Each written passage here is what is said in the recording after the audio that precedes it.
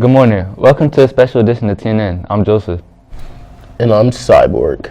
Just kidding. It's me, Dwayne. Thanks for joining us. It's February 28th. The blood drive will be held on Tuesday in the gym. Here's sophomore Natalia Andelise to talk about the importance of giving blood. Hi, my name is Natalia, and we wanted to let you know about the blood drive that is on Tuesday. A little information is that last year I got sick and I needed 5 blood transfusions. So without them, I probably wouldn't even be here today. So I think it's very important that you donate if you can, because you never know who it's going to go to, you never know whose life you could save, and you never know what situation you could be in. So if you can donate, please donate it. If you are 16 and older and meet all the requirements, please sign up with Mrs. Carlaw and Mrs. Simons. It's not too late to sign up and save lives. To conclude Black History Month, we have a special video made by some of our students. Let's take a look. This month, a group of students were brought together to explore Black History Month. The following video reveals just a small glimpse of who we are and what we learned about each other.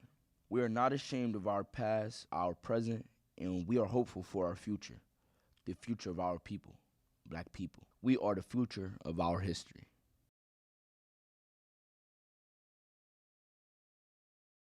Black culture, from an inside viewpoint, isn't what everybody thinks it is.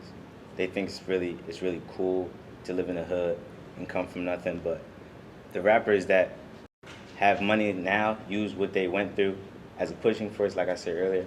But when you're going through it, it's not fun at all. Mm-hmm. People look at it like, oh yeah, he used to sell drugs. His mom. Love and hip hop, like Black people are portrayed as we gotta have drama, we gotta fight, we gotta do this, we gotta do that. Somebody might be showing an act of racism, and then once you react to it, then you're the bad person. They get under your skin, Yeah. and that kind of that's a stereotype. I mean, a stereotype of what Black people are. Yeah, I got you. So if somebody's being racist to you and you react, then you're painted as the animal, not them.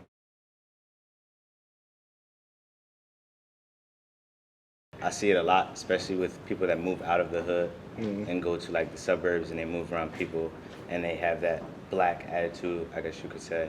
Like when it comes to our opposition, it has no color. Your biggest weapon could be yourself. Like if you're not putting the work where it needs to be put, then you're fighting against yourself. For me, it mostly comes from Black people, but I don't think they realize that they're putting me down. I think nobody want to stand out. I think everybody want to be the same.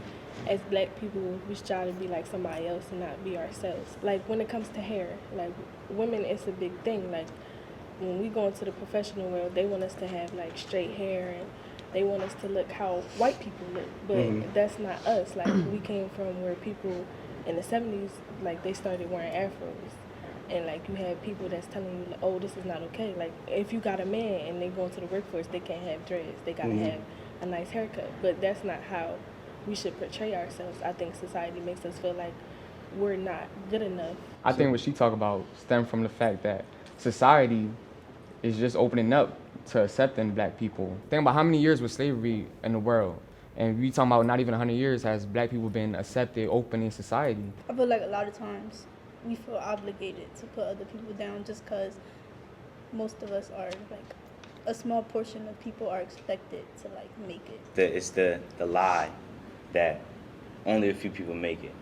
I strongly believe that there's a spot for everybody, and anything you put time and effort into, you can do. If we were to put our pride to the side and just be a community, love one another, a lot of people would stop dying. I feel like everybody, no matter your race, color, or anything like that, has the same opportunities as anybody else. Everybody does have the same opportunity, but not everybody has the same situation.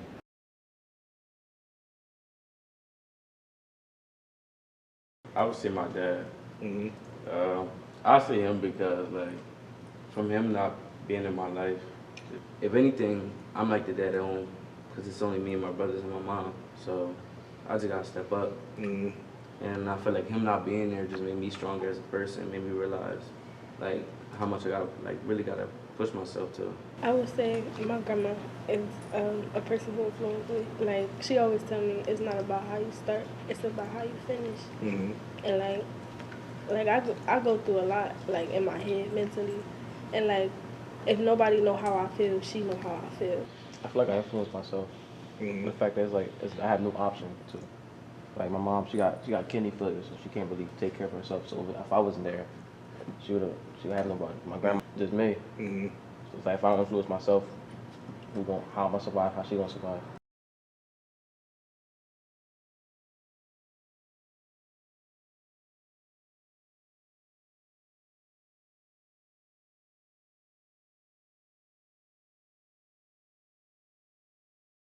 Me and my mom, we had like a really toxic relationship.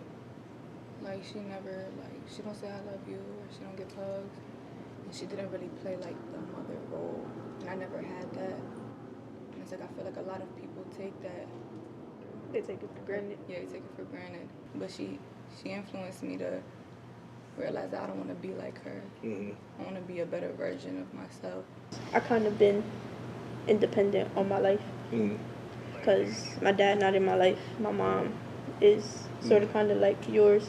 I just always been on my own. So like each of you share different things about like your life that it could have been easy to quit, but you continue to press on and continue to push. And that's the biggest thing, man, is taking things in stride and learning how to overcome.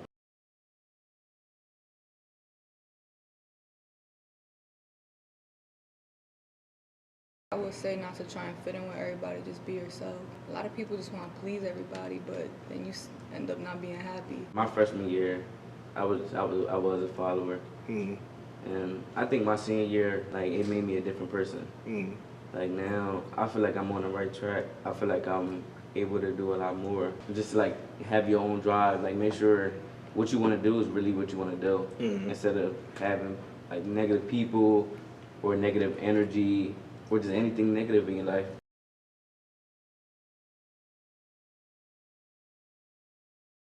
I think my family's history, the fact that only person in my entire family has been my cousin, who literally just graduated like a year ago, first person to graduate college, has a lot to do with my family's history, because they're so used to not winning and just not being good.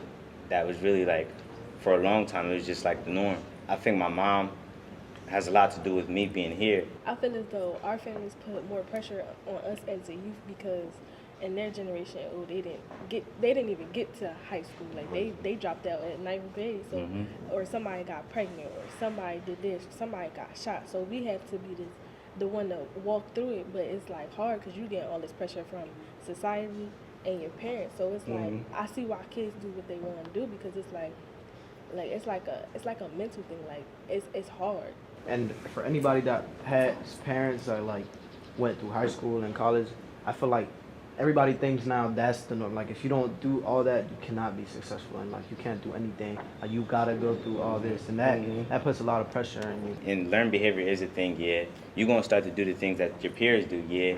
But for the most part, you make you. What my grandpa got going on, he's passed, he's deceased. What he had going on has nothing to do with me because I'm my own person. Exactly. If I want to be great and I want to be somewhere one day, I'm going to get there because that's my viewpoint. That's what I want to do. Just because he was like that doesn't make me like him. A couple years ago, I think it was sophomore year, before everybody went home, I would be like, yo, bro, I love you. Just because a lot of people needs to hear that. Because for me, like, people putting them down, I don't know what people are going through at home, but I started realizing that I'm not the only person that's going through stuff. So if I say I love you, I don't mean like I physically, like, I'm in love with you, but I mean like you are loved, bro. Like I appreciate you being here. What I've learned is like a lot of our students don't even get hugs at home. You know what I mean? So for you to make the point to say like you tell them that you love them, like they don't hear that at home, which is why I do handshake hugs, because a lot of them don't get that embracement at home. So just to let somebody know like, yo, I'm here, I care. Yeah. You know what I mean? It means a lot. It means more than people know. The biggest thing, man, is just to make sure that you always keep a positive mindset. Believe that you can do anything you set your mind to. And if somebody closes the door, just know that means you just got to find a different route. That doesn't mean that the road stops. After watching this video, you may or may not understand our lives. You may or may not understand who we are. That's okay. We're good with that. Our experiences in life shape us, teach us, and nurture us into being who we are. Black history is not only about the past, but it also opens the doors to our future. We know that our obstacles do not define who we are, but will make us stronger. Thank you to everyone for their hard work, time, and dedication.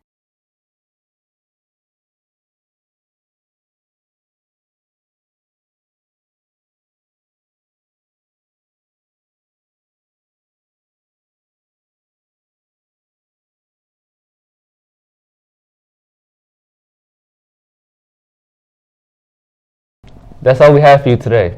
Tune in on Monday for the second part of our TNN for this week.